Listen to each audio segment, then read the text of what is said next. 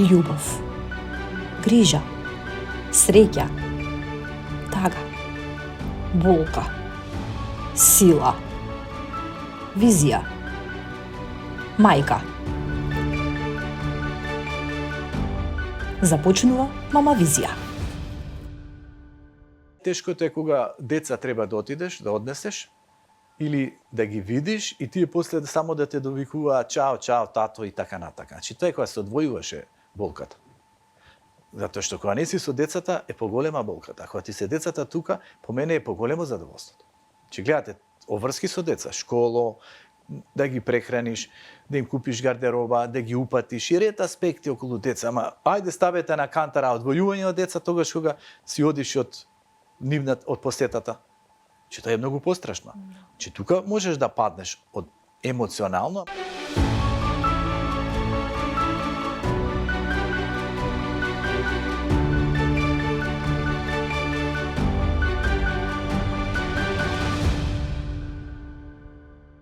А дали на вистина жените се од Венера, а мажите се од Марс? И дали на вистина таа машко-женска релација и тие односи се толку драстично различни? Или пак тие спротивности и различности меѓусебно се испреплетуваат? Во денешната епизода на Мама Визија, почитувани, ќе зборуваме за влијанието на астрологијата врз љубовта, врз брачните заедници. Воедно ќе имаме еден филозофски агол за едни важни и значајни прашања за тоа како да развиеме здрава брачна средина. А најпосле, но не најмалку важно, на пиедестал ќе ги ставиме самохраните родители. Чести задоволство ми е што нагости во Мама Визија го имаме професор доктор Зоран Крстевски. Добре дојдовте. Благодарам на поканата, на убавата најава, се надевам на една позитивна енергија. И јас се надевам, мислам дека со вас и тешко е да има негативна енергија човек, барем од оние луѓе кои што ве познаваат и кои што ми пренеле мене познавање за вас, имам таков впечаток и јас го добивам комплетно, ќе кажам. Професоре, како еден самохран родител, првото прашање кое што ми се наметнува во емисијата е тоа: кои беа најтешките премрежја со кои што се соочивте лично вие како личност, но и воедно татковството? Кои беа предизвиците кои што ви ги донесе животот како самохран родител? Па добро, предизвици има во разни полиња. Едно од полињата на предизвиците и тој аспект, затоа што понекогаш се случуваат некои нешта во љубовта, во партнерството, во бракот, кога мора да се соочиме со нова одговорност. Кога не треба да бегаме од нештата, туку некако да се спротиставиме и да го фатиме патот. Тој поглед на вистина и не им е лесно на самохраните родители, кои имаат сериозна задача како да ги подобрат нештата или постават на вистинската насока. И треба да работат на себе, како што јас сум работел на себе. Сум сватил дека некои нешта веќе и повеќе зависат од мене и сум се реорганизирал со помош и на одредени блиски личности. Сум почнал да ги развивам нештата првично во насока на мирот. Затоа што гледате, првиот и најглавен проблем е здравјето да се сочува, мирот да се постигне. И екзистенцијата се обезбеди. Понекогаш екзистенцијата не се обезбедува така лесно кога е самохран родител, затоа што се делат нештата и еден треба најчесто да ги понесе товарите. Но тој поглед и мене не ми било лесно, затоа што и сум работел во Нова Македонија пропадна, дојдоа некои други ветришта, некаде сум работел хонорарно, добро е што сум астролог, па сум изработувал натални карти, сум бил тогаш и на факултет, сум бил асистент, односно сум бил и демонстратор. Сето тоа делумно ме покривало, ама не доволно и сега, знаете, треба првично да се обезбедат финансиски средства. Секој самохран родител тоа го знае. Првично да видиме кај сме на поле на екзистенција. На поле на финансиска подлога која ќе ни овозможи колку толку похармоничен живот. Јас и тогаш од два стана, на некој начин кај што живеевме или имавме, на некој начин како опција, отидов под Кирија. И знаете, воопшто не е лесно. Првично отидов Тафталиџе, таму едно 5-6 месеци, но видов и енергетски местото беше специфично и потоа отидов во Мичурин. Таму живеев. Но, знаете, топлина, убавина, енергија. Тоа е она главното. Може би човекот нема во тој момент кој знае какви финансиски, па и не знам какви стамбени услови, но има енергија, топлина. Тоа го постигнавме таму и таму долги години бевме во Мичурин. Се додека со текот на времето не ми се отвори можност, ете и подобро да заработам, подобро да се организирам и да инвестирам со одредена помош повторно во хром. На која возраст се случува да се разведете со тогашната сопруга? Колку години имавте вие тогаш? Па 37 години. Значи на 28 години влегов во брак и тоа па посебна приказна. Тоа време бев на македонската радиотелевизија, зимско-рекреативна, Звон. Тогаш имаше голема гледаност, писма праќа, популарност. И тама така се случи некако. Се запознав во едно радио Азра, кај што јас таму настапував. Исто на времето во многу скопски радија имав настапувано, ама радио Азра таму и финансира, правев одредени емисии и така случајно беше да се запознаеме со таа поранешна сопруга и некако нештата почнаа без оглед што јас можеби логички гледано не бев баш за да се женам. Ама понекогаш и судбината си смешува прсти, бидејќи ја верувам дека некои нешта и се запишани, колку да сакаме да бегаме, ги има тие нешта. Дури ети во анализа на натална карта се гледа себе си тамо некаде, без нешто да импутираш. Но ете се случуваа настани, бидна тој брак што бидна и така се живееше во аеродром, кај мајчин дом спроти мајчин дом и тамо беше интересна енергијата, убава, ама знаете, животот носи разни премрежија. Да. Понекогаш несогласици, некои прашања кои тешко е да се надминат и човек мора да се соочи со она што следи. Можеби 37 години се доволни, а можеби не се доволни за да созреш. Иако ја сметам дека човекот треба постојано да созрева, без разлика на годините, мора да се соочува со себе си. Иако сега, знаете, од гледна точка на ова што сме сега, апропо на што сме биле, навистина имаме големи забелешки, а си дадеме на самите себе си. Може да сте коректор да си направиме еден. Па свеста не е иста. Свеста не е иста. Во многу полења некако поинаку сме ги гледале нештата. Затоа јас си гледам и со студентите, нивните невронски мапи, сега не се толку ангажирани, не се гнездени, што се вели. Не можат они некои разни операции на размислување да ги спроведат при испитите и било каде, затоа што на некој начин немаат навики. Да. Иако нели човекот учи постепено, ама со текот на времето стекнува и подобра интелектуална подлога. Значи му треба време и зрелост и сознание каде во патот. И стабилност, така, концентрација, значи во млади години хормоните си го прават своето така, дополнително. подложи сме на физиологија на хормони, и тоа премногу сме подложи. Тоа е едно од главните прашања на кои треба да работиме. Знаете, тука е допаминот, хормонот на задоволствата. Ако тој преовлада, некој го тера кон храната, некој кон пијалокот, некој кон страстите, некој кон колачите сладките. Ете принцезата Дијана, која не беше стрекна во љубовта, но конзумираше премногу колачи сладки, тоа навечер одеше и потоа и се случуваше булимија. Затоа што емоционална несреденост, дисхармонизираност и гледате чувството на задоволство го бара кон надвор, не го бара кон внатре. Не може чоколадото да ни ги замени тие некои празнини кои што ги имаме внатре. Се вели дека некоја заменува и дека нели некој недостиг не тера кон колачите сладките. Но и хормонот на среќата, окситоцинот, серотонинот исто така. Значи тие се многу битни колку ни ги потхрануваме, на кој начин. Еден од начините е блиските односи, релациите со другите. Знаете, прегратката, бакнежот, вниманието, разговорот многу даваат. Апсолутно. И сега, убавиот збор. така, ама многу... проблемот е во отуѓувањата. Ако дојде до отуѓувањата, се пренесува неубава енергија. Таа неубава енергија и внатре се чувствува, децата ја чувствуваат. Едноставно, ако има некој јас кој тешко е да го надминеш, мораш да одиш, да речеме, во непознатото.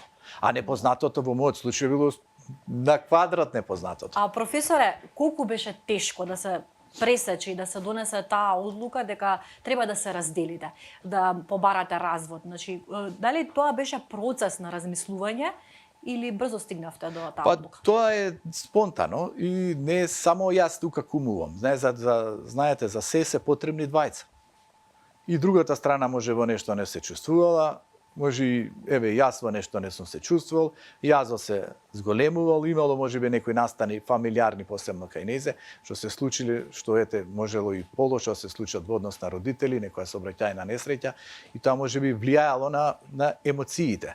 Значи, кога човекот е некаде травматизиран, нападнат или под закана, и тој и во животот станува поранлив, тоа станува и покритички, и тогаш можеби малку се отуѓува.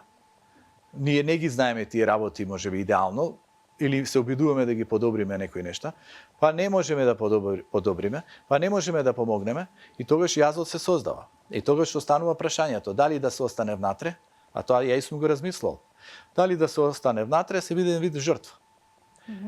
потенцијално се вене, бидејќи кога енергијата се губи, знаете, не можете вие тој виталитет да го постигнете. И не може да се одглуми. Така е. И било каква компензација нема да не ги задоволи нештото. Тоа денеска е во мода компензација. Да. Некој во работа, некој во нешто друго, Да. трето, пето. Значи мораш да си тука внатре присутен и да ја живееш енергијата, ама не можеш и внатре да одглумиш енергијата, кога енергијата нема. А енергијата се пренесува. Се пренесува на деца. Децата добиваат слика која не може да биде хармонизирана.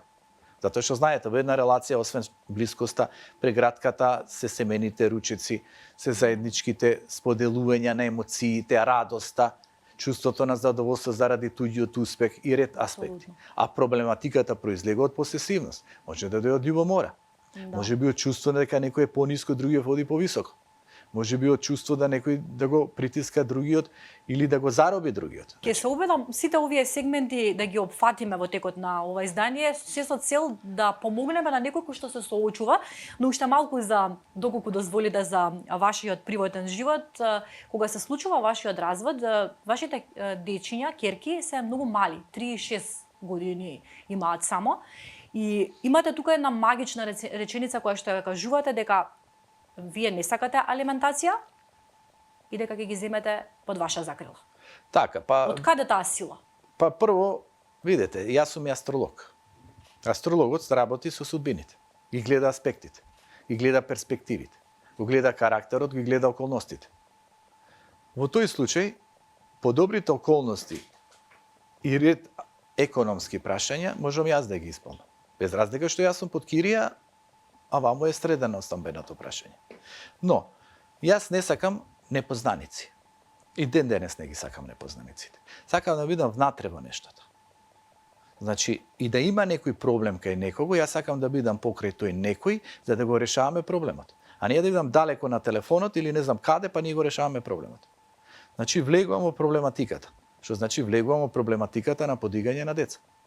Се соочува со предизвикот со врската, но сметаш дека тоа може да биде и подобро за нив на некое ниво, и кога никогаш не е подобро, децата да бидат одвоени од мајката. Значи, секогаш мајката треба да е на првото место.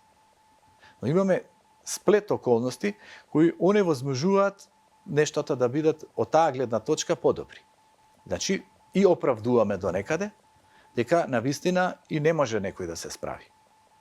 Да. Затоа што и таа личност растела, така речи, без родители. И биле во Германија. И она растела кај тетка, растела кај роднини. И тоа се соочувала со премрежија. И не било лесно тоа да го поминува.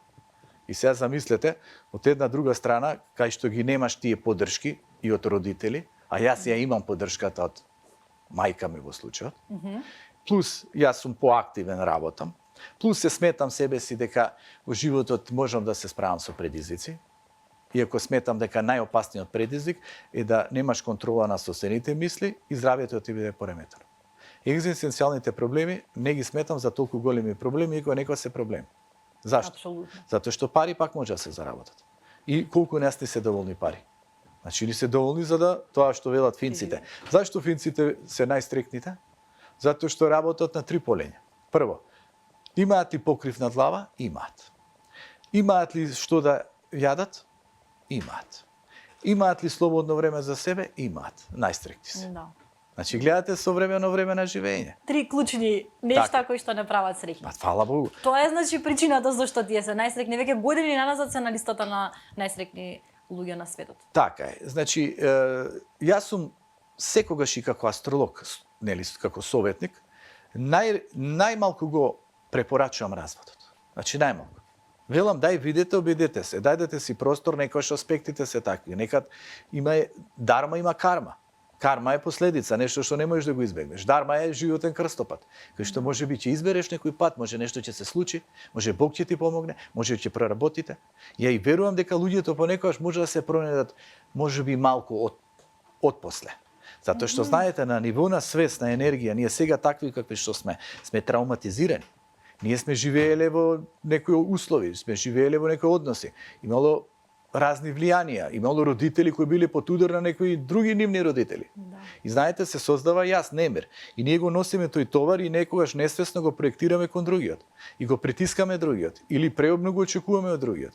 Или не сме добри во тој момент ниту за самите себе си како ќе видиме за другиот. Но гледате, се тече, се семено. Човекот треба да работи на личниот развој, треба да работи на свеста. Можеби со текот на времето ќе се подобри. Можеби ќе му се подигне свеста. Можеби ќе ја смири енергијата. Можеби нема да биде под трите јавачи на апокалипсата. А тие ви се гневот, тој прави сериозни проблеми во брачните односи или било каде, чи гнев можеби потиснат од рано детство, можеби рефлектиран заради незадоволство на работа, можеби заради некоја љубовна врска нешто се случило и гневот останал. Од претходните Така е, се партнери. таложи, човекот носи еден вид на емоционален талок или емоционален отров. И сега гледате, тој емоционален талок рефлектиран како гнев. И некојаш реагираш, можеби женската личност реагира, можеби ние реагираме. Можеби ние притискаме, можеби ние сме фрустрирани, можеби ние во некој момент не сме смирени со себе си. И гледате, проектираме неубава енергија. Потоа тагата. Тагата е исто така се кога на човекот ќе му опадне енергијата, станува тажан или незадоволен од работата, или незадоволен од слободното време, или незадоволен финансиски, или незадоволен овој партнеров колку е тука близок, колку е присутен. Значи се создава тага и човекот венее. Тогаш се стега, не може да ти даде. Потоа доаѓа стресот и стравот.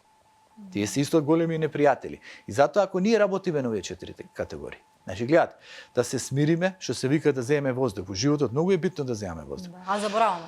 Земеш се опуштиш полека. Внеси кислород, оди во природа, прошете, релаксирај се, работи на себе, не реагирај нервозно, стресно. Подсмири се, биди задоволен со себе си. Само задоволен, среќен човек може да сподели и да даде на другиот. Значи работа на гнев, работа на тага. Во текот на денот може да ни се појави тагата, а камоли во неделата, во месецот. Нужна е присутна тагата. Ама ќе работиш на тагата, нели рековме физиолошки, да се работи на серотонинот, хормон на среќа, што те прави среќен, окситоцинот, хормон на гушкање, на блискост, на топлина. И затоа луѓето паѓаат понекогаш во искушение или некаде се отуѓуваат. Видите, не се снашле себе си. Ви се случи ли вам во еден миг да паднете? Имате ли, ако вака од сега гледано, се присетите на тој период кога бевте на почетоците по разводот, се сеќавате ли на некој можеби ден, момент, ситуација кога сте паднале? Видете, најтешкото е кога деца треба да отидеш, да однесеш, или да ги видиш и тие после само да те довикуваат чао, чао, тато и така натака. Значи тоа е кога се одвојуваше болката.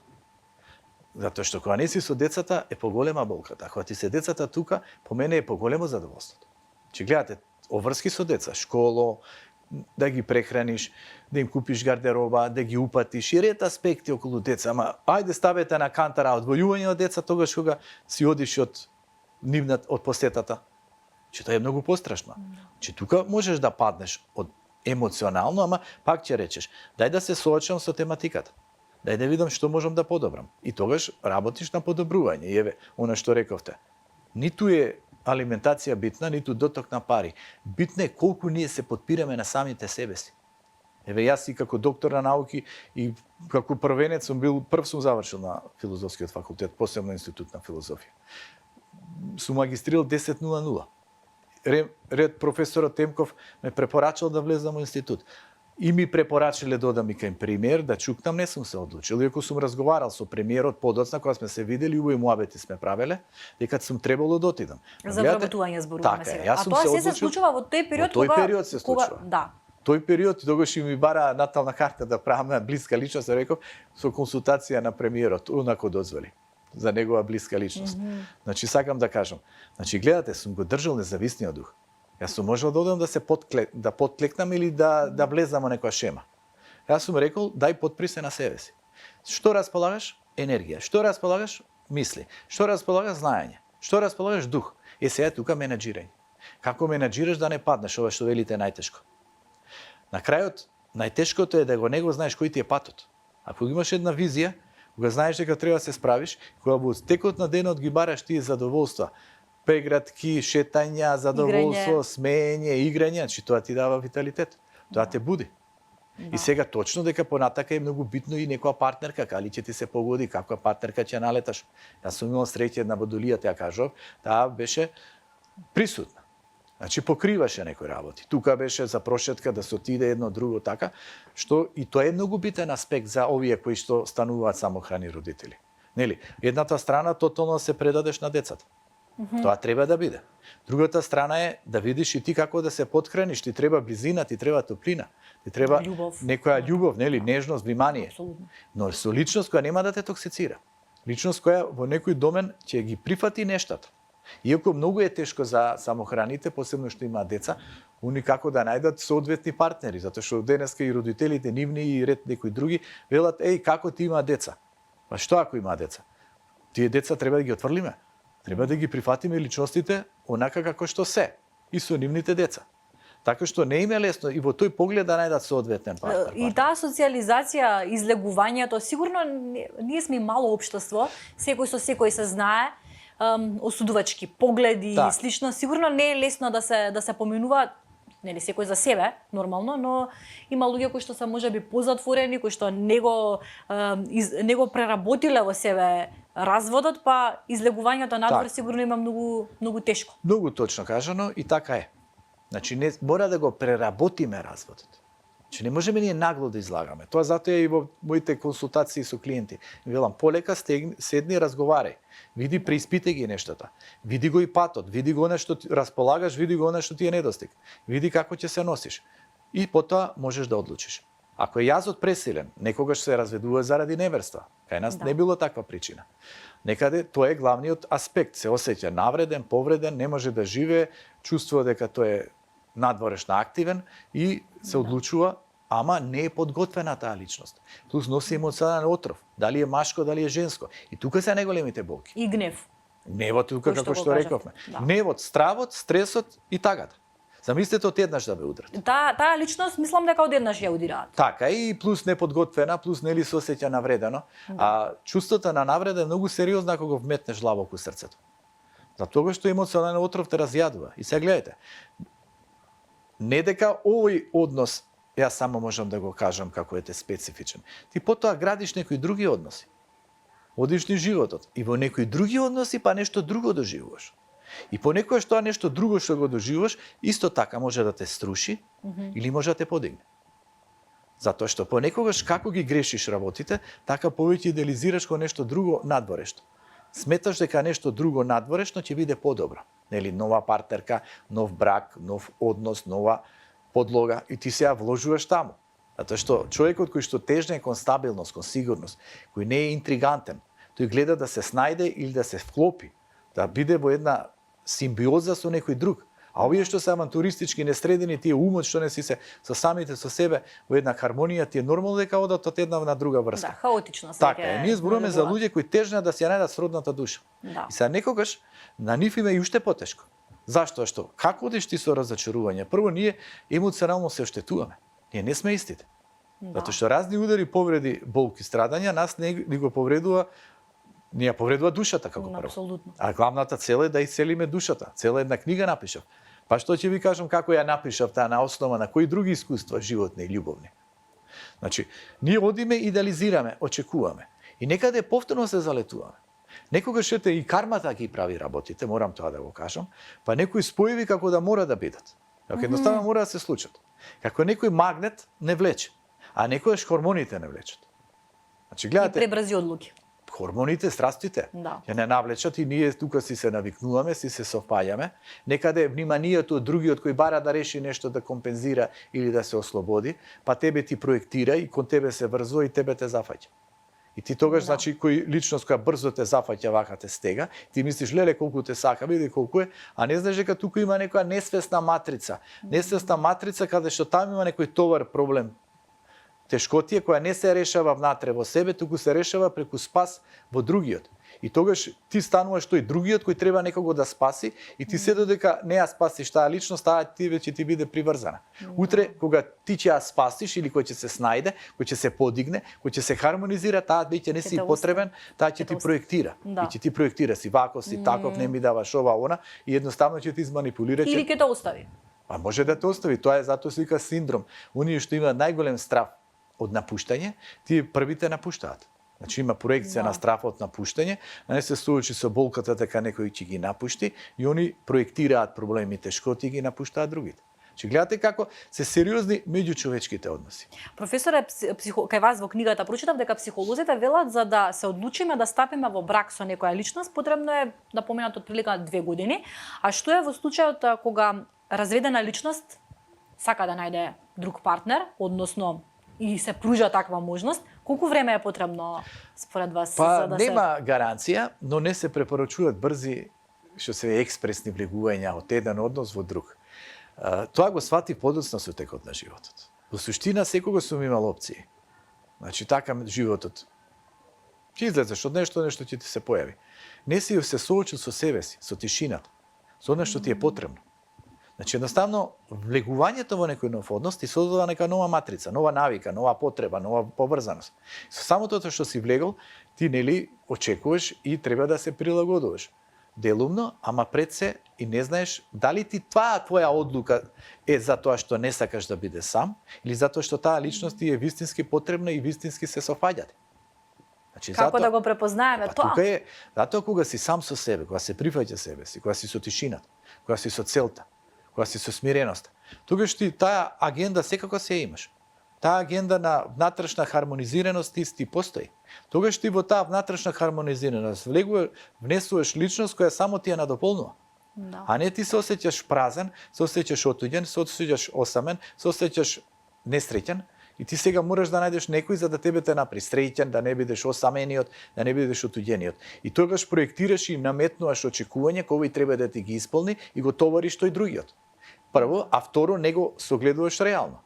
Него согледуваш дали тој стварно тебе ти е потребен и дали ти со него си одговараш. Ама тебе ти е потребен партнер, а не е битен каков партнер. И тој влегаш еден однос, втор, трет. И потоа, како што рековме, повеќе емоционално се истоштуваме и го губиме најсилниот ресурс, а тоа е времето. Зашто се тече, се менува, времето го имаме пред нас, ама времето не е она кое што ќе биде исто на 27, 37, 47, 57 години. Да. Ајде кажете ми, како тоа успеавте да магистрирате, да докторирате во целата таа приказна која што ни ја раскажавте, како сте живееле во трка за да обезбедите чинија за вашите деца, да ги облечете, да бидат тие срекни, да можат да одат во градинка, да можат да одат на екскурзии и сите тие пропратни работи кои што ни доаѓаат како родители. Како успеавте вие да пишувате, да докторирате и дополнително да бидете личност која што е јавна, се појавувавте низ медиумите, правевте натални карти, зборувавте низ различни емисии. Како го хендлавте тоа? Па видете, многу е битна енергијата. Енергијата или ја имате или ја немате. Јас за среќа на млади години се занимавав со спорт. Бев фудбалер, играв и во првата лига. Бев во младенска репрезентација на Македонија. Бев кандидат за југословенска репрезентација. Значи бев многу талентиран, ме бидуваше и носто бев активен со спортот. Значи, тоа што се вели мускулите помнат. Секоја физичка активност, секоја мисловна, што се вели интелектуална активност се останува вмрежана. Во тој поглед и мојата енергија е присутна на тој план, што да се чудиш како воопшто постигнува сите овие работи и ги средиш. И физички и секако, и ментално. Затоа што ја напишав и магистерски труд за судбината, филозофските идеи за судбината, тоа е еден цел широко страна лепеза на истражувања од аспекти на истокот, и на исламот, и на христијанството, и на големите филозофии и ред аспекти. Што професорот Темков ми беше ментор и они рецензентите го цени еден од најдобрите трудови во историја на филозофски факултет. Значи пишува во рецензијата и таа излезе како книга, еве веќе скоро е и распродадена книгата. Значи да се посветиш на такви истражувања преку 120-130 филозофи, размисли, согледби, а таков тип на книги немало, ниту на Балконот, ниту во Европа, каде што судбината е така детално анализирана. Бараше многу време. Па не е, треба еден ден да ги преведам на Амазон, да ги пласирам. Тоа сега од немање време толку многу не сум се посветил, иако тоа се многу добри идеи да се преведат книгите. И сега замислете, треба да пишувате книга. А имате деца. Децата бараат храна. Имате потреба од дружење. Одите на некои емисии. На тоа време правев на АТВ емисии, позитивни вибрации, и тоа по саат и по 2 сати една емисија. Тоа еднаш неделно. Значи тука треба се вклопити, тоа е потрошувачка. Потоа пишувате во весници и ред аспекти кои бараат концентрација. И некогаш тоа сум го правил и така се навикнав касно да легнам. Мораш да спиеш, односно мораш да пишуваш после полноќ. после 11, 12, 13, односно после 1, 2, 3. Имало периоди кога сум сам дома до 5, 6, 7 да завршам тој магистерски труд, па и во 10 ќе легнам сабајле. Значи, замислете, влегуваш у тематиката, а ја офаќаш, си посветен, јадеш чоколадото и сега мораш да пишуваш. Меѓу време, децата може да бидат кај мајка ми, например. Така. Или кај мајката понекогаш. Но ти тогаш се посветуваш на интелектуалната работа. Но понекогаш тебе те чека врската децата да ги носиш во градинка или во школа. Че треба да станеш наутро таму 6:30-7, кај си спишувал до 2-3 и сега треба да одиш да ги носиш децата. Или да не ни легнеш практично. Па не, мораш да легнеш. Нема, тоа е ја бев во Титова гарда, ние чувавме стража во Караѓорѓево. Таму едно познато место кај што одел Тито, една патека специјална намената по која се движил Тито, зелена патека. Покрај елени, црни. И се таму, знаете, на секој 6 часа следи нова тура стражарска, што се вели. Да. И спиењето колку е? Додека се вратиме ни во касарната, ни треба едно 40 минути. Ако ручаме, вечераме или било што, и заспиваме саат и пол 2. Битно да заспиеш, значи не, Да, не сте плюс се овие- оставале без сон. Па да, ма ете, така се навикнав. Да. Плюс и тие таму што се старешините, знаат да викаат узбуна и да не дигаат. А па нели ќе речат многумина дека кога не е човек наспане и нервозен, имавте некојаш нервоза, како тоа го канализиравте во себе? Па го има, ама тоа знаете ако е во континуитет.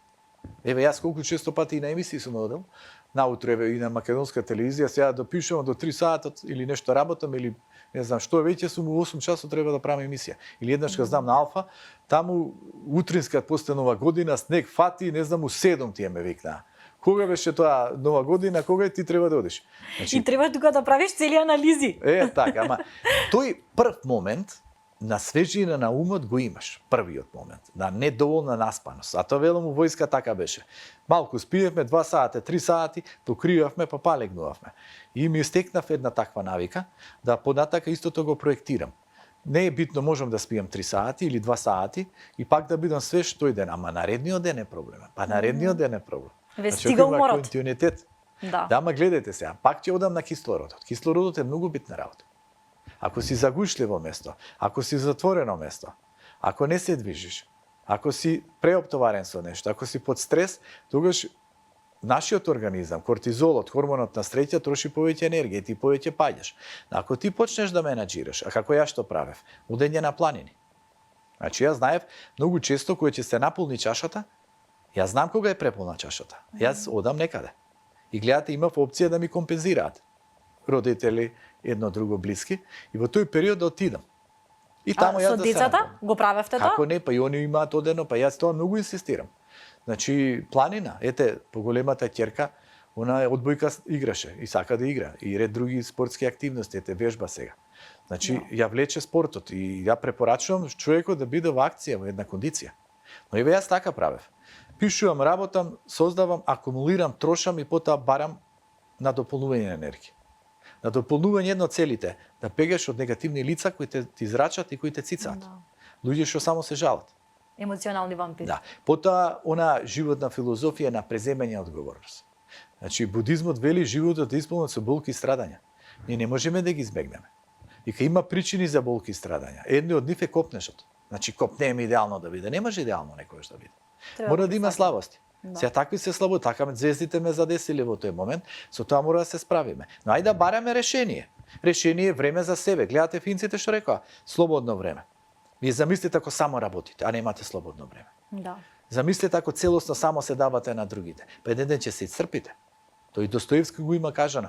Вели, кога се оди таму на планината и носиш тоа кафтан, вика, како некој палто, и сега овие дошле без палто, без ништо, а требале да земат, а ти имаш палто, а идеш на конврвот на планината, каде што е ладно. И ти земаш од тоа палтото, го делиш на пола. Им даваш на овие пола, ти пола. Ниту тие ќе се загреат, ниту ти ќе се стоплиш, ниту ќе се искачиш до планината. А што вели он? Ти мораш да се искачиш. Кој ќе се искачиш, кој ќе се хармонизираш, кој ќе се устреќиш, кој ќе бидеш посилен, ти можеш да им помогнеш на другите. А Тогаш паднат да човек, добиеш. апатичен, несреќен човек, што може да им даде на другите? Затоа гледате, ние Половично ништо не тоа е правиме. тенденцијата. Значи, пак јас сум секога за бракови. Брак, семејство, заедница. Тоа е најцветото и најдоброто, најубавото. Еве ни тука е нас многу немало тоа разводи во генизата. Не сум ја од фамилија кај што вриеле развоите. Да. Значи, А сте размислувале некогаш за следен брак?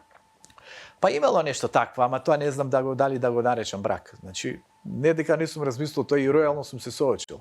Ама те знаете, па друга приказна е таа. Со сосема друга матрица. Да. Значи, како кармата сака од една страна да те фрли во друга страна.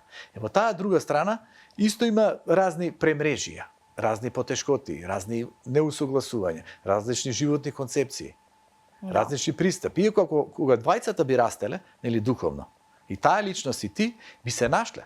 Па има многу точки кај можеш да се споиш. Има многу точки кај што можеш заедно да работиш.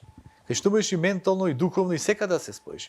Можеш во некои афинитети, дали планинарство, дали нешто друго, дали интелектуално, дали книги, дали пишување. Значи има подлога. Но понекогаш оние товари, емоционални товари, или кај едниот, или кај другиот, или кај двајцата, или кај едниот повеќе, создаваат јас, незадоволство, или понекогаш создаваат неубави избори, или неубави патишта.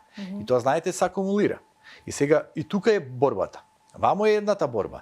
Борбата околу децата, подигање на децата и потенцијално одвојување од децата, што е болно прашање за секој родител кој се одвојува од децата. Да. Што некој се одвојува затоа што не е одговорен и си оди куј некаде. Нели има мажи, не го интересира деца. Ја не сум од тие мажи, јас сакам да бидам присутен. Сакам да се заангажирам, да преземам дел од одговорноста. Зашто секако и ние грешиме во некои патишта. И ние нешто не сме наидеални, треба да си преземеме. Но гледате се, ова другава страна сега што ви ја започнав, таа со друга агенда, со друга подлога, и од таја можеш многу да научиш. А можеш и многу лесно да паднеш. Таму јас сум можел да бидам измеѓу двете. Ваму не можеш да паднеш, бидејќи има цел, има смисла, а тоа се деца. Значи, гледате, кога имаш деца, ти има цел, смисла, ти можеш да си здрав, добар, да работиш на себе, да се подигнеш за да ги помогнеш децата. Звезда водилка. Тоа е клучна цел, животна визија. А ова друга некоја релација, кај што не си така врзан.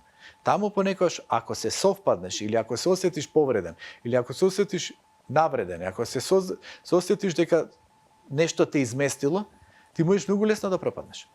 И предпоставувам дека во тие клучни одлуки влегува и чувството на детето. Размислуваш и чувството на децата какво е, за да не ги повредиш. Дали треба да се размислува во такви ситуации кога размислуваат за втор брак? Дали треба родителот да ги праша децата, да ги советува, да процени како тие се чувствуваат, дали е вистинско време за да не бидат и тие некако повредени? Па тука има две страни. Едната страна е што децата секогаш би сакале да бидат помеѓу родителите. Значи тоа останува да живее како емоционален внатрешен јадеж кај децата. Може да го изразат, а може да го потиснат. Че за нив целиот центар, суштината се родителите. Апсолутно. И се имаме опција на компензација. Под услов ако тој некој или некоја се совпаднат, се посветени. Се некои кои што можат да одиграат одредена улога на топлина, на поврзаност. Често тешко се одигрува, тоа но го има каде што некој одигрува. Во тој случај со еден таков брак, со еден таков однос, со една таква релација, ние малку ги поткрнуваме децата. Знаете, им даваме една семејна топлина. Зашто семејството може да биде едниот родител и децата, ама семејството е двајцата родители и децата или двајцата партнери и децата. Тоа е веќе семејство. А цело е кога има се. Така е, ама денеска да направи семејство кој хармонизира на среќа успешно, тоа е гениално, што се вели, ако ти појде од рака. Тоа е денеска многу тешко. Но гледате, можеш да влезеш и во друг однос. Битни се тие двајцата. Битно е и таја ако има деца, и ти како се однесуваш кон тие деца, битно е она како се однесува кон тие деца. Но понекогаш има замор на материјал. Тоа гледам не од моја страна, гледам од некоја надворешна страна. Замор на материјал. Истоштени од некој брак, изместени таму кој знае што се случувало, обврски околу деца, обврски околу работа, големи очекувања, проекција во некој брак дека требало се да биде идеално, вложување во тој брак на крај разочарување, промашена младост, не се вклопила таа некоја личност во она што животот го носи спонтано, призма на задоволство, на шетање, на слобода, туку бракот во кој рано се влегло, ги одземал тие работи и се останало тоа неисполнето прашање. И секогаш некои личности им се случува нешто ново кога веќе не се подготвени, бидејќи, знаете, тоа си тлее. Па си тлеела потребата за некоја слобода, потребата за некоја независност, потребата за не знам што, и тука еве ви проблем. А ние зборуваме за семејство. Да. Ако се вклопат двајца, треба цела жртва да направат за семејството, нели? А не они пак сега независноста да тераат. Зашто ако тераат независност, тогаш децата го гледаат тоа, овие што се влезени во семејството. Да. Професоре, немаме многу време, гледам дека ни летнало повеќе од половина од емисијата, имам уште многу прашања. Ајде сега малку сакам да позборувам за тоа како еден татко може да ја пополни празнината на мајка кога се работи за релација татко-ќерки, татко-ќерка. Тоа е, да речеме, поспецифична релација, исто како што велам дека кога се работи за мајка и син, со оглед на тоа што, нели, повторно зборуваме за машко-женски свет, како еден татко може да ја пополни празнината на мајката во едно такво семејство? Видите, тука пак овој одговор би го дал така во делумна рамка. Зашто? Затоа што може важи кога едниот родител е починат или отиде во странство, кога не е присутен. Во тој случај навистина е тешко да се пополни. Од другата страна, сепак некои од родителите се тука некаде. Можеби не живеат заедно, ама се тука некаде. Затоа што може и обратно да биде. Како, нели, таткото ќе се компензира идентификацијата со таткото кој што не живее со децата и со мајката. Како мајката ќе го пополни тој аспект на идентификација. Значи, без разлика. Ако они се тука, непосредно, може помалку да пополнуваат. Затоа што најголемото пополнување непосредно тука, кој ќе се разбудат децата, ги гледаат двајцата родители. Навечер кој ќе заспијат, се поздравуваат со двајцата родители. В текот на денот поминуваат, разговараат. Овдека имаме недостиг. И сега гледате недостиг на таа женска улога. И сега ти колку и да сакаш да, идеално да ја пополниш, немаш идеално да ја пополниш. Ама пак таа некоја женска улога мајка, па во некоја смисла понекога ќе дојде, ќе земе, па нешто ќе компензира, како што нели сега истото го има во однос на татковците кои често ги земаат децата за викенд или било како. И така треба да биде, не треба да се забранува. Најстрашното нешто што може да направи еден родител на своите деца, заради гневот, емоционалниот отров, да му забрани на партнерот да ги гледа децата или да го, што се вели, пријавува по тие социјални служби и ред проблеми да прави. Не, тие деца заслужуваат да имаат два родители, без разлика на кое ниво. Колку може да се гледаат, нека се гледаат. Добре ако тој родител е некој добар пример. Некогаш не се добри примерите. Фала Богу, кај нас не било така. И има некоја опција за мала компензација. Па тука е постаа некоја партнерка, која ако е добра, ако е позитивна, ако одиш прошеташ, па нешто ќе да дополни. Па тука е мајката. Точно дека не е иста релацијата, ама мајката, мајка ми била со висок мајчински инстинкт. Бабата во случајот, така, Бабата во случајот, мајка ми, висок мајчински инстинкт. Дури се секира, се оптовара за се што е околу, што се вели во зградата и ред луѓе, значи се лепела на себе си. Дури потресена. Знаете, тоа е па некоја матрица. Они од времето тамо, она од поречието е, во село Рамне, кај што идам ја често, таму пишувам книги, шетам, идам по планини и ред таму, убаво место. Значи, они дали така живееле програма на страв. Значи, се плашиме од ова, се плашиме ова, леле децата, леле финансиите, леле. Викам, ослободување, не треба програма на страв. Веруваш у Бог, веруваш у себе си. Така и по планините, често и сам шетам таму. Мечки имало, ова имало, диви животни, волци. Ти оди со позитивната мисла. Оди неослободен од нешто што те разнебитува. Ослободи се, дистанцирај се од лошата мисла и нештата ќе се средат. Ќе се нарадат. Ајде кога веќе ја споменавте вашата мајка, сакам да возборуваме за неа, за вашето детство. Каде сте вие растен? Како вие паметите, како таа вам ве воспитуваше? Колку сте позајмиле од незините тактики на воспитување за вашите деца? Присетете се на вашето детство. Па еве, ја во Карпуш сум роден, таму овие кај што е Линденска, тука сум се родил, ама сум живеел многу години од 74-та, 75-та година тука некаде. Во Влаe беше тогаш, па Хром сега стане. И тука, нели, со детство, со деца, играње, џамли, фудбал, женски со нас играа фудбал, многу интересно детство. Тогаш играв и во Југококта, во тоа време се Македонија, Ѓорче Петров, така што имав големи амбиции во спортот. Либерален пристап имаше во воспитување од страна на мајка ми, иако она што кажа, понекогаш некои стравови, ама тоа е нормално за мајките, бидејќи едно време па и децата ги краделе, па да се треба да се пазиме. Но во суштина видов јас дека треба човек на себе да се подпре. Затоа што без оглед на подпората што ја добиваш, ти мораш да размислуваш каде во животот. И јас сато ако отидов во војска, во Титова гарда, која чува стража и се соочува со себе си што јас, каде јас понатака. Значи, замислете, фудбал играш, ама фудбалот ако не отидеш во странство, не може ништо да ти покрие. Да, интелектуално ме бидуваше за пишување за едно за друго, ама тогаш ми се појави астрологијата. Многу брзо после војска почнав да истражувам астрологијата. Ми скокнавте голем дел, детството, имате брат или сестра, Да, какви брат. се вашите релации во Па семејството? добре, еве, брат ми многу помогнал за децата. Баш ме искара, во претходен подкаст не сум кажал дека помогнал. Он беше посветен со ќерка ми, еве, Венера, ќе ја кажам, нејзе, значи многу поврзани. И ден денес она често чиче му се јавува, се интересира за него, прашува. Значи идеја децата таму мене ме покриваа, знаеа некои викенди. Едноставно, она што го велам јас, активен, идам на предавања, одев низ државата, низ разни градови, држав едукативни предавања. На факултет, значи треба да идеш да предаваш на студенти, треба нели да пишуваш трудови и мораш да наоѓаш начини. И фала Богу, така таа подлога имав, ми се поклопи, што се вели да добијам идеална поддршка. И ете, како го веќе го анализираме тоа детство, па и таа младост, рано сум почнал да работам. Секогаш сум имал пари. Тоа нешто ме бидувало. Дали од времето како оставале пари, некогаш нели роднини и дома, па сум чувал и сум користел. Потоа сум работел пред војска, па потоа кога се вратив од војска работев, фудбал играв добро заработував, потоа играв за цементарница, тие многу добро плаќаа, прва лига игравме, и тие пари ги користев подоцна за купување книги за астрологија. Значи стекнав независност. Титова гарда таму ни дава многу добра пара. Значи на месечно ниво уплаќаа. И од таму дојдов со многу пари и сега гледате, таа моја независна црта ми стекнала печатот дека без оглед јас нема да извисам финансиски. Значи таква е да матрица. Сигурност ви создала сигурност, уште бе. од тогаш сте имале, можеби не тогаш не сте го анализирале, но ете се дошол одговорот години подоцна зошто сте се изградиле како личност. Ајде да се навратиме повторно кај вашата мајка. Велите дека е таа еден символ за вас, но дали научивте од нејза нешто во воспитувањето на вашите деца, се препознавате себе си? Па може да се рече, она е посесивна. Јас сега дали сум толку посесивен, не знам. Гледав јас малку послободен пристап. Малку да ги правам исто децата во некој домен понезависни.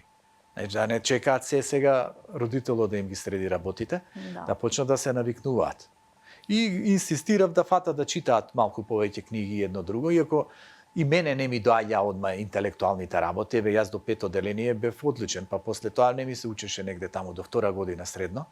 И така некако со фудбалот, со спортот, таму ми беше паметот, ама па читав многу романчиња. Тогаш беше Загор, Блек Стена, Капетан Мики, не знам што читав, илустрована политика, татко ми читаше вечерни новости.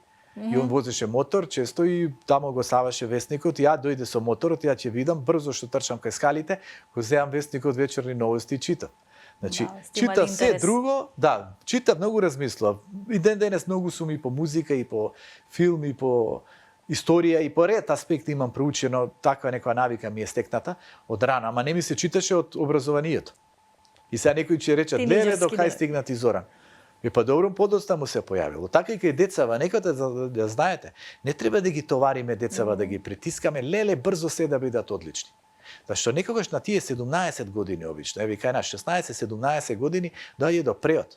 Затоа што мозочните виуги, тие невронски мапи кај сега различно се гнездуваат, се мрежуваат. Да.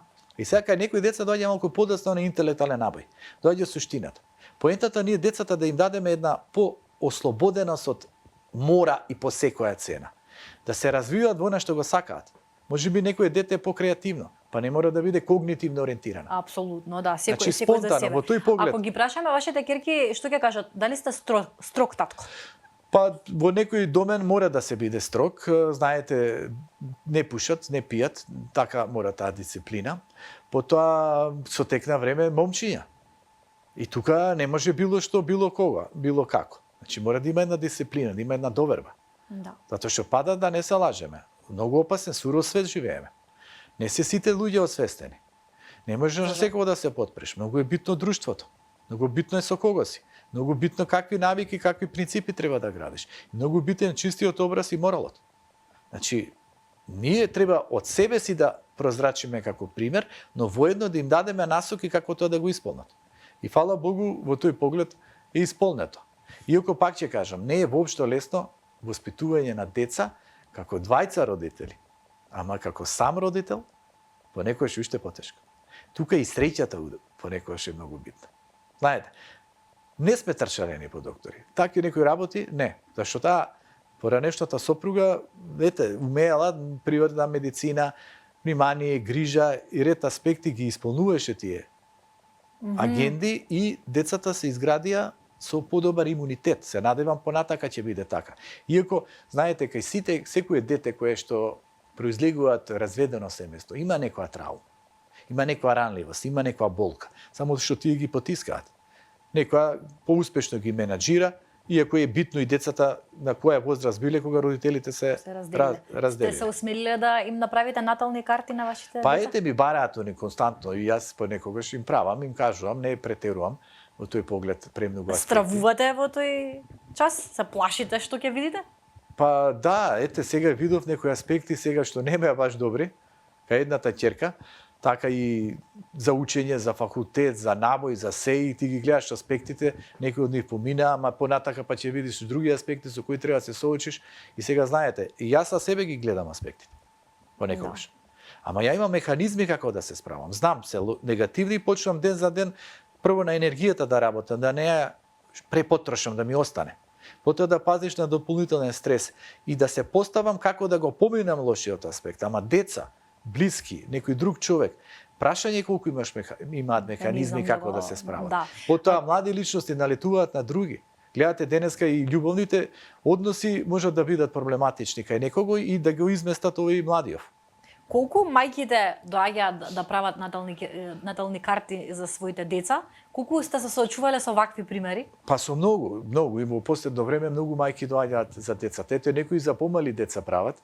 Еве сега правев и за Австралија за деца, ете наш иселеник кој сакаше да види за синот каде, како, кои насоки, колку пати за спортисти деца сум правел. Некогаш и деца со одредени проблеми, тешкоти, некаде кај што медицината проблематично помагала. И сега бараат некои решение, некои надежи, некои насоки. И некога звездите даваат навистина реални насоки. Како да се поставиш, како да сватиш дека некаде стварно е кармата, некаде ќе видиш што следи како иднина, можеби добри аспекти, кога да се отвориш. Па некојаш по негативни моменти како да се заштитиш.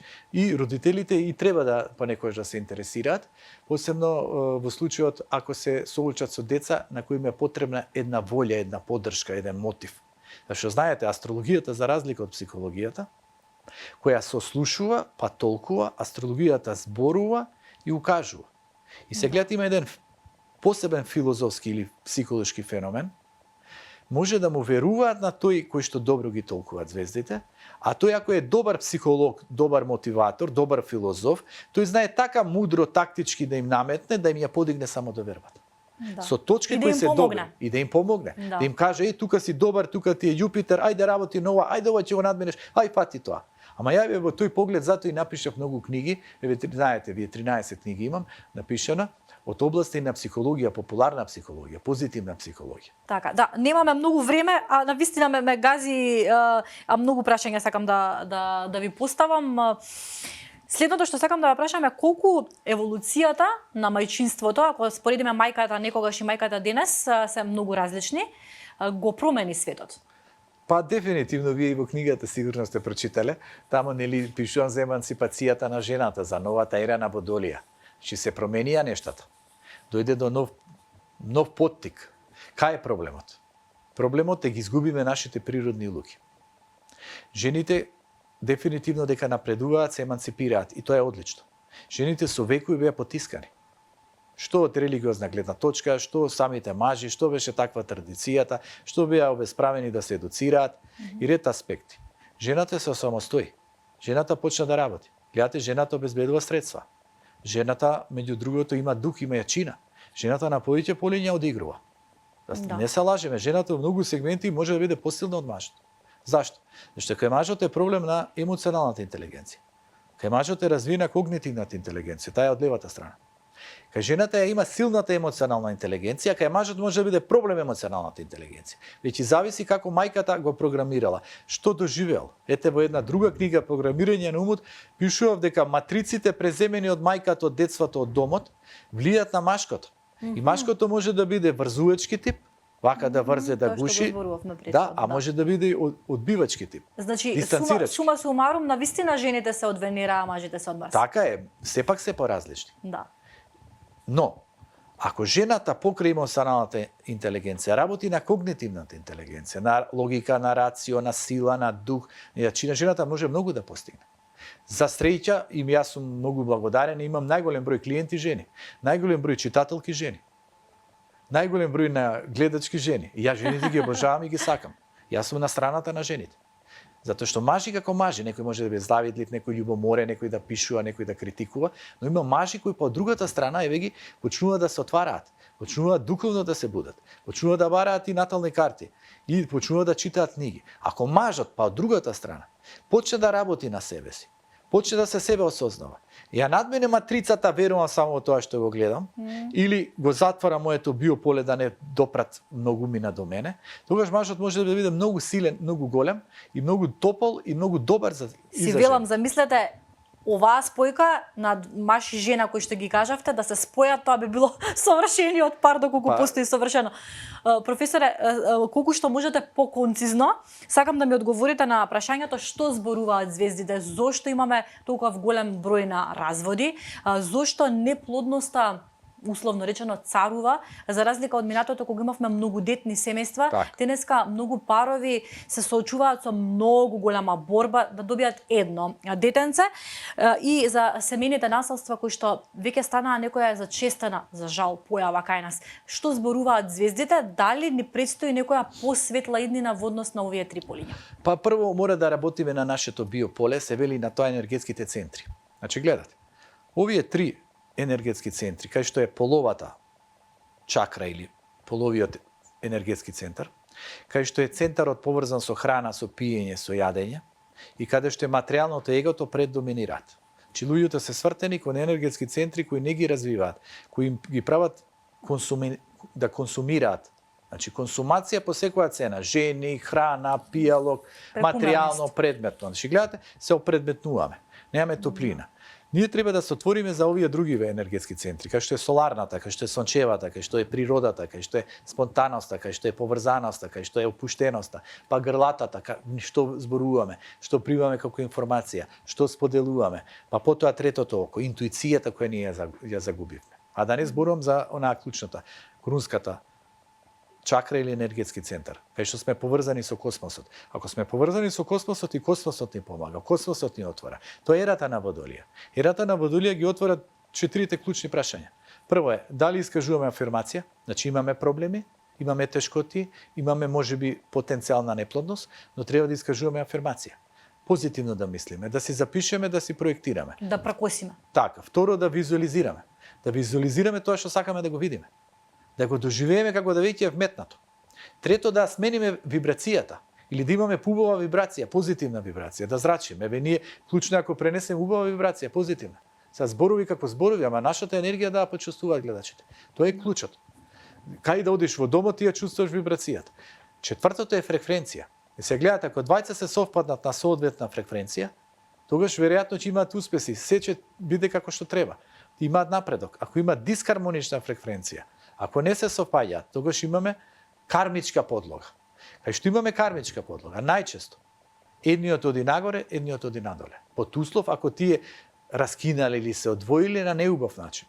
Иако јас секогаш кажувам, најдобро е на убав начин да се разделиме, да не остане емоционалниот отров, да не остави емоционалниот товар.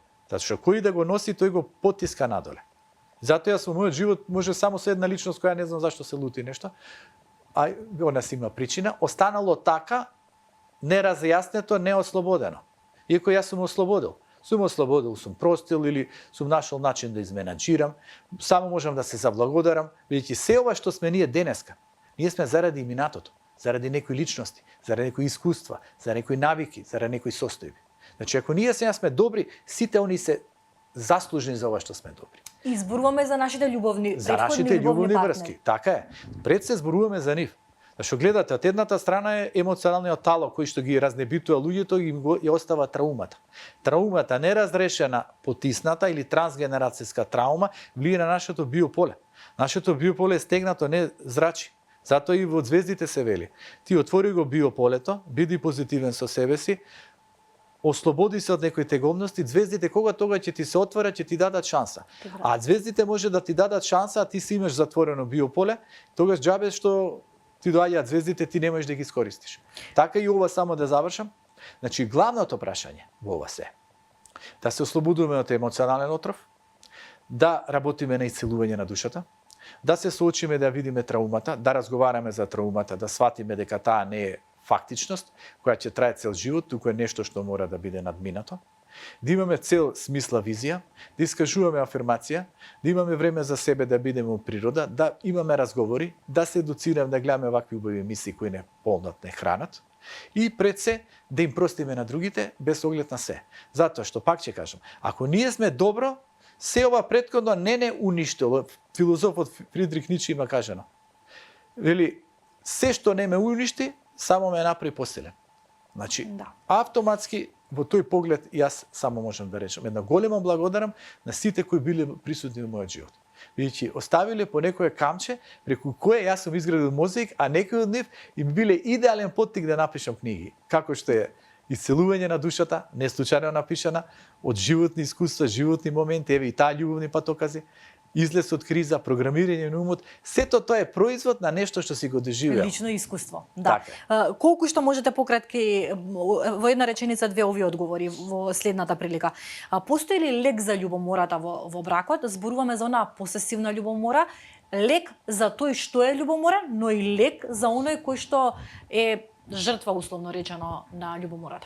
Видете, тоа пак се работи за нашето мало ситно его, кое се смета дека ќе биде повредено. Гледате, ние не ја правиме проекцијата кон внатре, туку ние се преоптоваруваме кон надвор. И ние почнуваме да размислуваме што прави тој другиот, зошто прави така, дека можеби нешто прави. И ние не го имаме фокусот нашата енергија да ја подигаме, туку ние сакаме да фатиме, да преиспитаме и да влијаме на другиот. Така ние се разнебитуваме. Но евај да земеме кој е најкатастрофалната работа.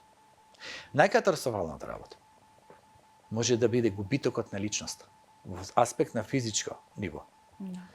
Прекид на врска, развод нека биде, кој не го препорачувам, но ако мора да биде, нека биде, или прекид на љубовна врска, или некој изневерување. Ние не треба да го предимензионираме како пропаст на нашиот живот. Тоа е можеби една кармичка, една животна ситуација во која сме се ставиле заради неосвестеност, можеби сме се ставиле затоа што и од другата страна нешто не било доволно освестено и така морало да биде. Че ние мораме да го прифатиме минатото. Ние не смееме да живееме со нештото, со јадежот, со немирот на тоа што се случило. Ние мора да се соочиме со мигот на сегашноста и од тука да проектираме иднина. Затоа и тоа им го кажувам на сите кои би имале некој неуспех во љубовта. Неуспех во животот. Неизбежно да го имаш неуспехот. Види, подигни се, свати се, можеби тој неуспех ќе те зајакне, ќе те зацврсти и ќе те соочи со самиот себе си. Затоа најстрашното нешто што ние може да го изгубиме, ама понекогаш е неизбежно и тоа е дел од животот, е физичкото губење на блиските. А ова се другото е надминливо и можеби ние да се справиме. И може да биде и лекција во животот. Затоа што еве, каде е влезот, таму излезот. Ако влезот на проблемите е љубовта, излезот од проблемите е љубовта. Прво љубовта кон себе, љубовта кон животот, љубовта кон соседната животна мисија.